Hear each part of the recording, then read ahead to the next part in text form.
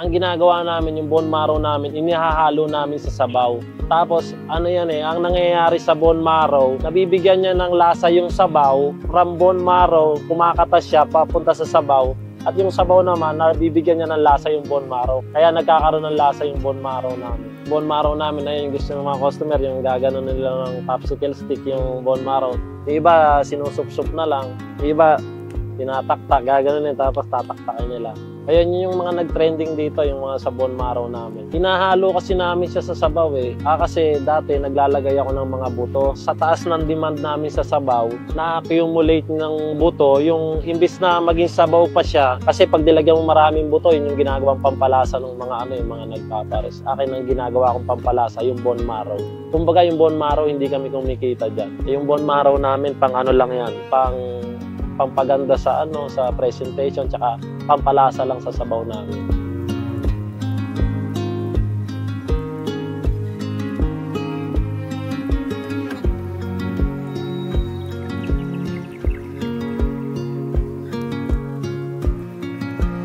Maraming sumikat na parisan ng pandemic yung sa Las Piñas, yung Paris ni Master, yung mga Diwata na yan, yung mga Natutuwa ako kasi syempre ginagaya ka ng tao Ginagaya ka ng tao kasi ibig sabihin tama yung ginagawa mo, kaya gusto nilang gayahin. Ang problema lang, yung consistency mo ng isang tao, yun ang hindi mo kayang gayahin. Yung dedication, yan, yung hindi mo magagaya Syempre, sa akin, nakikita ko yung consistency kasi, yung talaga yung lasa, tsaka yung takal, yung inahayaan ko lang yung mga tauhan ko na sila yung magbigay ng serve.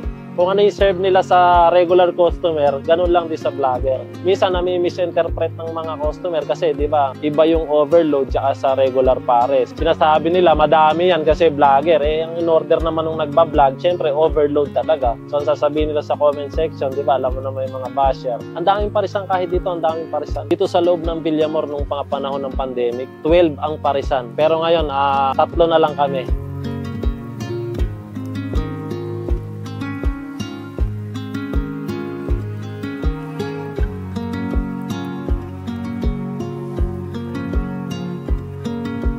Yung overload namin, meron siyang tumbong siya ng baboy na pinalambot namin ng gusto.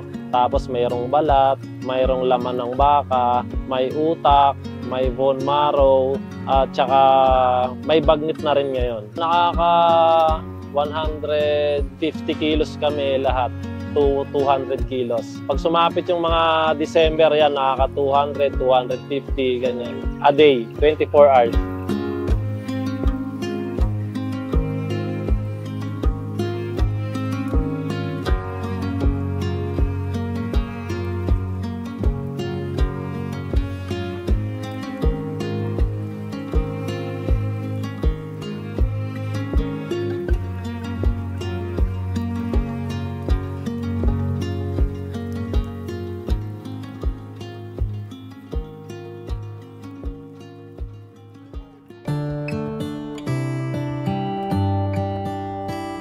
Ako si Moises Villaronte, ako yung owner ng Poy Pares dito sa Barangay 183. Nag-start kami nung pandemic year 2020. Tapos nagro-rolling lang kami, naka-cart lang kami, tapos hanggang sa nakakuha kami ng magandang pwesto para maging comfortable yung mga customer namin. Inilagay namin sa maayos kasi may mga kumakain sa amin na mga high class, middle class, ganon, para maging comfortable sila, ganon. Hindi madumi, hindi Siyempre, gusto rin naman namin na yung kumakain na-enjoy nila yung pagkain nila kasi maganda, malinis, ganon.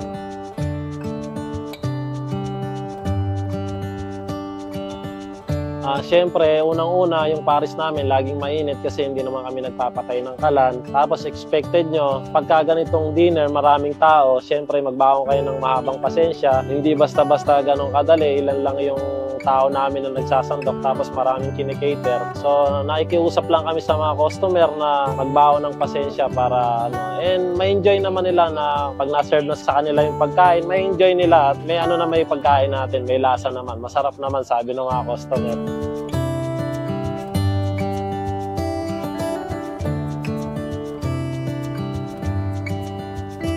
Yung kasing pares, siguro hindi dahil mahilig sila kasi yung pares parang instant lang din siya na pagkain Pagka andyan, luto na kasi siya 5 minutes, meron ka na agad hawak na pagkain pagka hindi ka mukha sa ibang, pag sa restaurant ka kumain, syempre, di ba, ang tagal ng process, lulutuin pa, 25 minutes. Dito, pag walang pila, 1 minute lang, may hawak ka ng pagkain. Kaya siguro, yun yung gusto nila, yung mga nagmamadali, yung mga kadalasan na gano'n. Tsaka syempre, pagka Friday, Saturday, yung mga gumimi, kailangan nilang magpahulas. Ito yung gamot nila. Kadalasan, ganun yung mga customer ko. Pag madaling araw, nakalasing. Yan. Gustong-gusto nila yan kasi yung makakahigop sila ng mainit sa sabaw.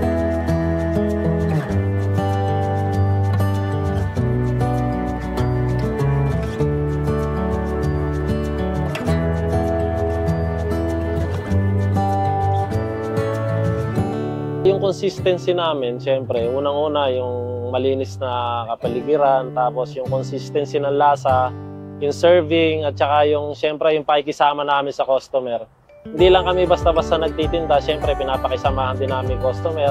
Tinatanong namin kung ano yung kailangan namin i-improve, kung ano yung kailangan namin i-gawin para manatili sila sa amin. Yung presyo namin sa regular pares 80 pesos, tapos yung overload namin 230.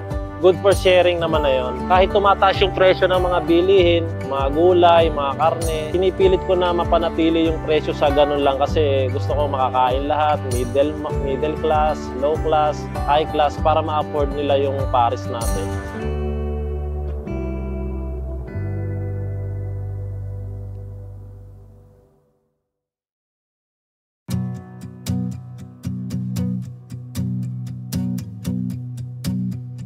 Nung sa pandemic namin, hirap na hirap kami noon kasi bawal dine-in, puro kami take-out. Gumagawa kami ng paraan, itinatago namin, nagpapadine-in kami sa loob kasi nangungupahan lang kami dito Pag di kami nakabenta, hindi kami makakasustain ng upa namin dito, mapapaalis kami. Kaya gumawa kami ng paraan, inaharangan ko ng sasakyan to, tapos sa likod ng sasakyan, pinapakain ko yung mga customer.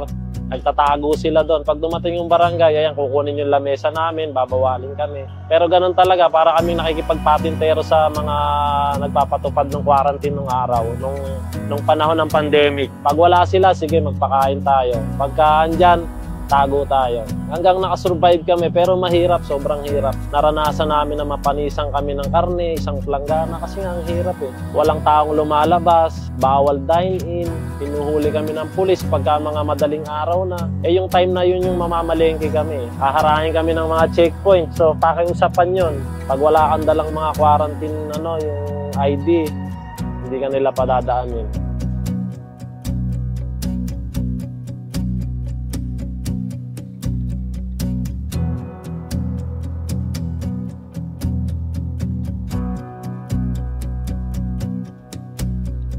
Ang ganitong negosyo, mahirap, sobrang hirap. Sa umpisa talagang wala ka nang maitutulog. Kailangan mo kasing tutukan to Ikaw mamamalengke, ikaw maghuhugas ng karne, ikaw magluluto, ikaw magtitinda. After mo magtinda, maghuhugas ka na naman. Siguro mga 4 to 5 hours a day lang yung maitutulog mo. Kumuha ako ng tao, naglagay ako ng mga posisyon nila para ma-operate to nang wala ako. Nagtatrabaho lang ako, nagtrabaho ako ng 14 years sa airport pero walang nangyari. Pero dito, yung kinita nito, nakapagpatayo na ako ng bar dito lang din sa Villamor. Yun yung namin. Kaya yung kinikita ng Koy Pares, nilalagay ko rin siya sa negosyo. Kumbaga, hindi ko siya ini-stack yung money. Hinahanapan ko siya ng pwedeng kumita ulit.